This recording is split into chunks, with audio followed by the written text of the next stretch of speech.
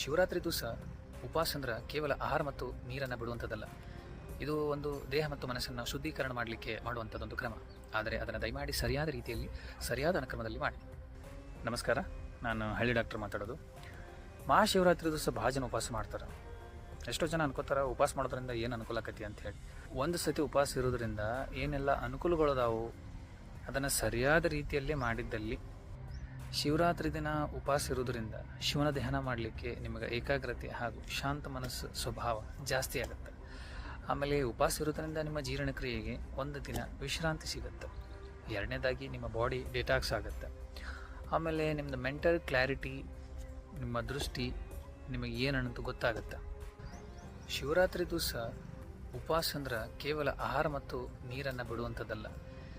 ಇದು ಒಂದು ದೇಹ ಮತ್ತು ಮನಸ್ಸನ್ನು ಶುದ್ಧೀಕರಣ ಮಾಡಲಿಕ್ಕೆ ಮಾಡುವಂಥದ್ದೊಂದು ಕ್ರಮ. ಆದರೆ ಅದನ್ನು ದಯಮಾಡಿ ಸರಿಯಾದ ರೀತಿಯಲ್ಲಿ ಸರಿಯಾದ ಅನುಕ್ರಮದಲ್ಲಿ ಮಾಡಿ.